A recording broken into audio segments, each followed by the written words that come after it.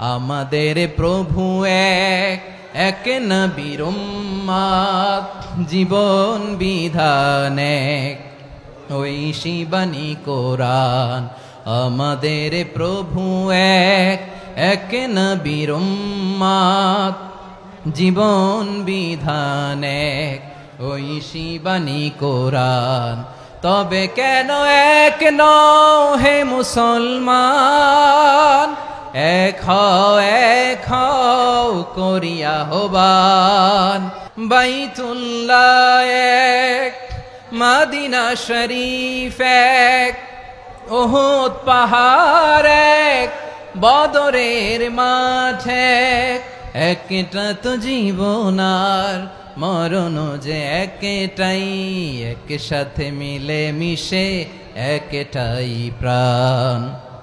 তবে কেন এক নও হে মুসলমান, এক হও করিয়া আহ্বান। আমাদের প্রভু এক, জীবন বিধান এক, ঐশী বাণী কোরআন।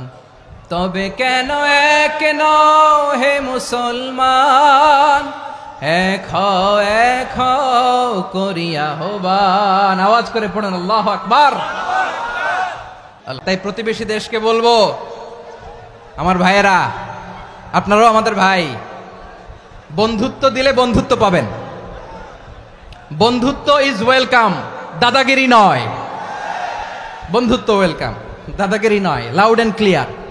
ভারত যদি বন্ধুত্ব দেখায় বন্ধুত্ব পাবে, কিন্তু ভারত যদি বাংলাদেশে আধিপত্যবাদ বিস্তার করতে চায়, বাংলাদেশের 18 কোটি জনগণ সেটা রুখে দেবে। ভারত যদি গৌর গোবিন্দের ভূমিকায় নামতে চায়, দেশের 18 কোটি মুসলমান শাহজালালের ভূমিকায় নামবে। প্রিয় ভাইয়েরা, আমরা বন্ধুত্বে বিশ্বাসী, শত্রুতায় নই, ঠিক কিনা বলেন? আল্লাহ আমাদেরকে বোঝার তৌফিক দান করুক। তাহলে এই যে তারা বলেছে এদেশে সংখ্যালঘুরা কষ্টে আছে, দুঃখে আছে, এটা কি ঠিক? বলেন, এটা কি ঠিক? না, তারা ডিস ইনফরমেশন শেয়ার করেছে, এটা ঠিক নয়। আমার প্রতিবেশী বন্ধু রাষ্ট্রকে বলবো, আপনারা এটা করবেন না, এটা করবেন না। আমরা শান্তিতে আছি, আপনারাও শান্তিতে থাকেন, আমাদেরকেও শান্তিতে থাকতে দেন। এই যে চিটাগাংয়ের অ্যাডভোকেট আলিফ হত্যাকাণ্ডে গোটা বাংলাদেশ আমরা ধৈর্যের পরাকাষ্ঠা দেখিয়েছে, চিল্লায় বলেন ঠিক কিনা? আমাদের নেতা আমাদেরকে ডেকেছে, আমরা শান্ত থেকেছি। আমরা শান্ত থাকতে চাই, আমরা ঐক্যবদ্ধ থাকতে চাই। যে কোনো ষড়যন্ত্র রুখে দেওয়ার জন্য ঐক্যবদ্ধ প্রচেষ্টার কোনো বিকল্প নাই।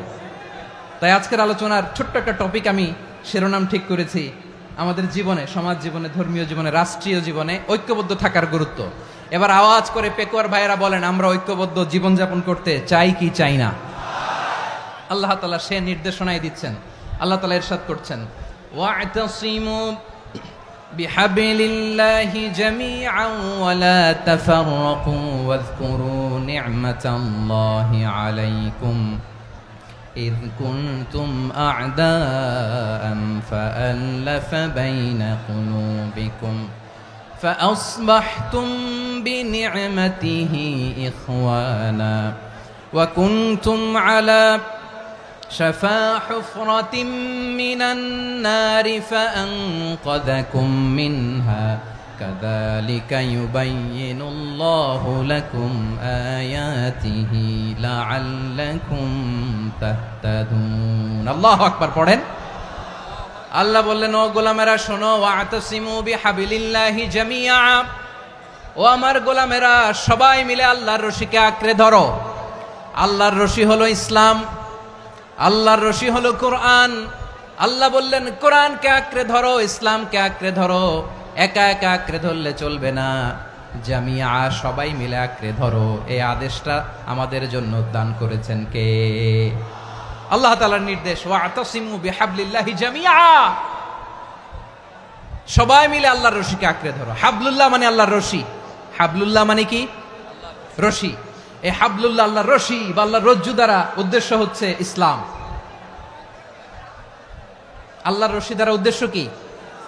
তাফসিরে অনেক ব্যাখ্যা এসেছে। এরকম পরিস্থিতিতে তাফসিরের সূক্ষ্ম সূক্ষ্ম বিষয়গুলো আমরা শোনাতে চাই, কিন্তু পরিবেশ হয়ে ওঠে না। আল্লাহর রজ্জু বা আল্লাহর রশি দ্বারা উদ্দেশ্য হচ্ছে ইসলাম। আল্লাহর রজ্জু বা আল্লাহর রশি দ্বারা উদ্দেশ্য হচ্ছে কোরআন, কারণ কোরআন আমাদেরকে ঐক্যবদ্ধ করে। ইসলাম আমাদেরকে ঐক্যবদ্ধ করে, চিল্লায় বলেন ঠিক কিনা? এজন্য আল্লাহ বললেন, তোমরা আমার রশিকে আঁকড়ে ধরো, বিচ্ছিন্ন হয়ে না, আমার দেয়া নেয়ামতগুলো স্মরণ করো। যখন তোমরা ছিলে শত্রু, তোমাদের মধ্যে হৃদয়ে আমি আল্লাহ ভালোবাসা ঢেলে দিলাম, ফলে তোমরা সবাই ভাই ভাই হয়ে গেলে। তোমরা সবাই ছিলে জাহান্নামের কিনারায়, জ্বলন্ত অগ্নিকাণ্ডের পাশে। আমি আল্লাহ দয়া করে ঈমানের বদৌলতে তোমাদেরকে আগুন থেকে ফেরালাম। আমি আল্লাহ দয়া করে তোমাদেরকে জান্নাতের পথ দেখিয়ে দিলাম। সুবহানাল্লাহ পড়েন। এমন পথ দেখালাম যেই পথ তোমাদেরকে জান্নাতে নিয়ে যাবে, পথের দিশা তোমরা পাবে। লাআল্লাকুম তাহতাদুন। প্রিয় ভাইরা, তাহলে আমাদের যে ঐক্যবদ্ধ থাকতে হবে, এই নির্দেশটা কার? নাকি মন মতো আমি বানায় বলতেছি? আওয়াজ করে বলুন, নির্দেশটা কার? আল্লাহর। তাহলে আমাদেরকে ঐক্যবদ্ধ জীবন যাপন করতে হবে। প্রিয় ভাইরা, ইসলাম আমাদেরকে ঐক্যবদ্ধ করে। ইসলাম আমাদেরকে কি করে? সংঘবদ্ধ করে, ঐক্যবদ্ধ করে। বিচ্ছিন্ন হওয়া যাবে না। বিরোধ, বিচ্ছিন্নতা, মতানৈক্য, এগুলো আমাদেরকে ধ্বংস করে, আমাদেরকে দুর্বল করে। আর আমাদের ঐক্যবদ্ধ প্রচেষ্টা আমাদেরকে বিজয়ের দিকে এক ধাপ এগিয়ে নেয়। চিল্লায় বলেন ঠিক কিনা?